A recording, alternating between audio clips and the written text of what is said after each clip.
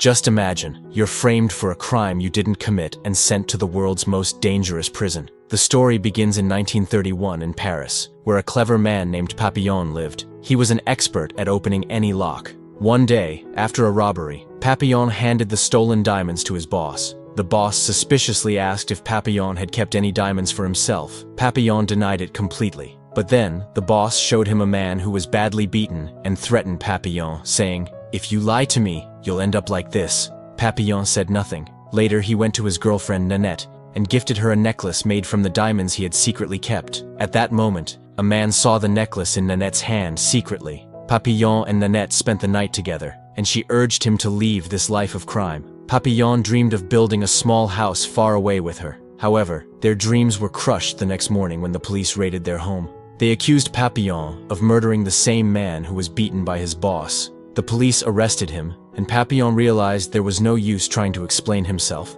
They wouldn't believe him. His only option was to escape from prison. In jail, Papillon met another prisoner named Julot. Julot told him, "You'll need a lot of money to escape from here." Then Julot pointed to another prisoner named Degas and said, "He can help you." Degas was a wealthy man, but had been caught making counterfeit money. Soon after, all the prisoners were transported to a place called the penal colony by boat. On the journey, Papillon approached Degas and said, "I can protect you in prison if you give me money." But Degas refused the offer. That night, a prisoner sleeping next to Degas was brutally murdered. The man had hidden money in his stomach, and someone killed him to steal it. This terrified Degas. The next morning, shaken by fear, Degas agreed to Papillon's offer. However, he was not interested in escaping because he believed his wife would eventually get him out legally. That night, the same killer who murdered the other prisoner came to kill Degas. Just as the man was about to strike, Papillon intervened and saved Degas' life, beating the attacker. However, the guards discovered the fight and punished Papillon harshly. The next morning, the prisoners arrived at the penal colony. Julot, desperate to escape,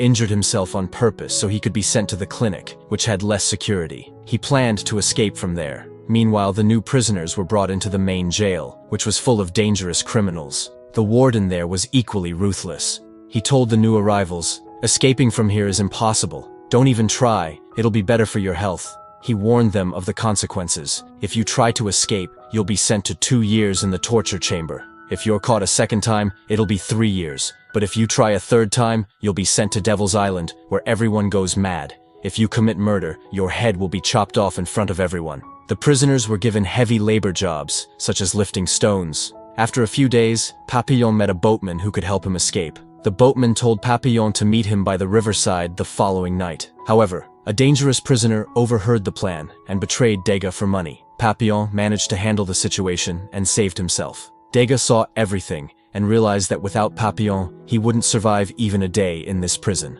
Left with no other option, Degas decided to join Papillon in his escape plan. The next morning, all the prisoners were gathered in the field. It was revealed that Julot had killed 2 guards during his escape attempt. Within moments, Julot's head was severed from his body, and he was executed. Seeing this horrifying scene, all the prisoners were terrified. The warden then ordered Papillon and Degas to carry Julot's body to the crematorium. On the way, Degas suddenly started vomiting, as he had never seen a dead body before. Despite his discomfort, there was no relief for him. A guard approached and ordered Degas to lift the body, but when Degas refused, the guard began beating him brutally. Papillon could not bear to see his friend being tortured, so in a fit of rage, he picked up a stone and struck the guard on the head. After this, Papillon ran away, but poor Degas was paralyzed with fear and couldn't even move. Later that night, Papillon approached the boatman who had promised to help him escape. However, as Papillon requested the boat, the man suddenly burst into loud laughter. Papillon turned around and realized he had been surrounded by guards.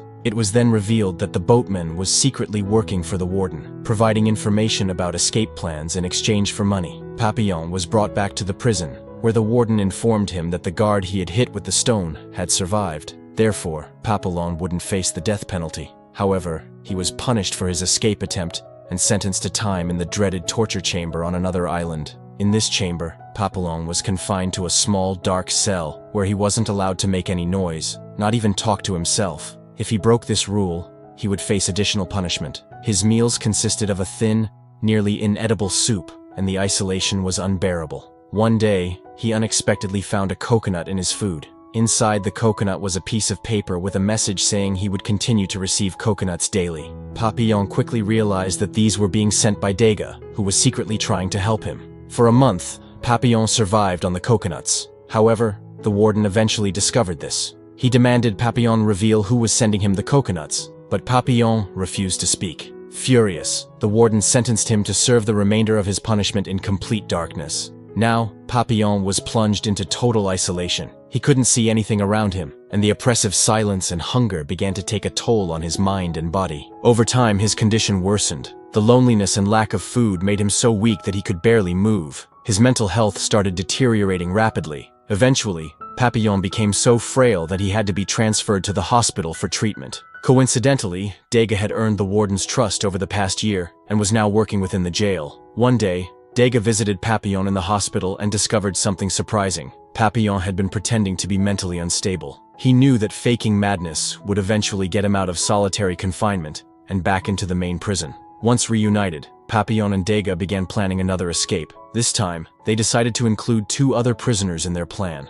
Papillon chose a strong prisoner named Cillier, while Degas selected Maturette, a timid prisoner who was often bullied by others. Degas gave all his money to Cillier, who used it to buy a boat. The following night, while the prisoners were being shown a movie, the 4 of them decided to execute their escape plan. As part of the plan, Degas approached the officers who were watching the movie and offered them alcohol. He had cleverly mixed a drug into the drinks and waited for the right moment to steal the key to the main door. Meanwhile, Papillon and the other 2, Cillier and Maturette, waited anxiously. Suddenly, it began raining, and the lights went out. Seeing the opportunity, Cillier suggested they run immediately. However, Papillon refused to leave without Degas. Just in time, Degas arrived with the keys. Taking advantage of the darkness, they unlocked the main door and escaped from the jail. While running, they reached the end of the path, and the only way forward was to jump down to the riverbank. Papillon, Cillier, and Maturette jumped without hesitation, but when Degas was about to jump, the lights suddenly came back on. Overwhelmed with fear, Degas lost his balance and fell, injuring himself badly. He couldn't walk anymore. Cillier insisted they leave Degas behind,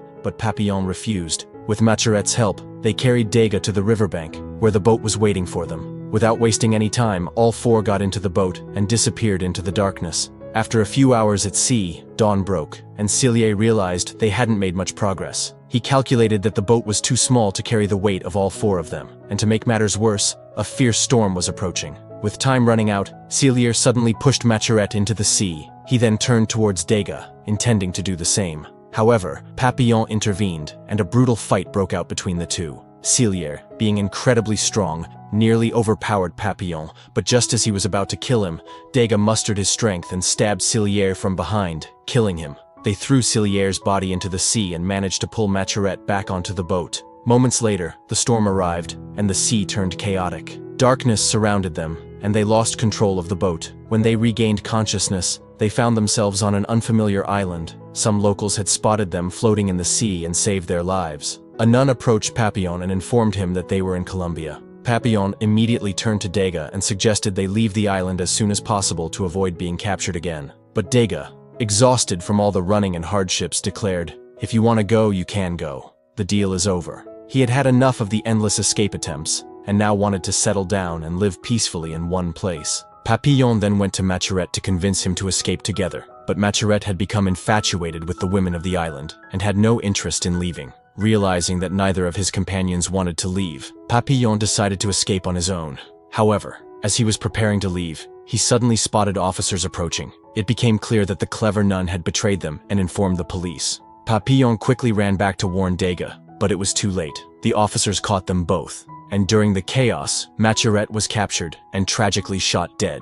Papillon and Degas were sent back to prison. After 5 long years, Papillon had served his punishment in the torture cell and was transferred to the infamous Devil's Island. Upon his arrival, he was shocked to see Degas there as well. It turned out that the officers had discovered Degas' role in drugging them, and he had been sent to Devil's Island long before Papillon. The 2 friends were overjoyed to reunite after 5 years. That evening, as they sat by the seashore, Papillon shared his new plan with Degas. He proposed building a small raft using coconuts, believing that the ocean's waves could carry him to the other shore. But Degas was hesitant. He looked at Papillon and said, "Brother, do whatever you want, but leave me out of it." Degas explained that he had been living peacefully on the island for the last 5 years and had no desire to leave. His wife had remarried, and he no longer had anything to return to.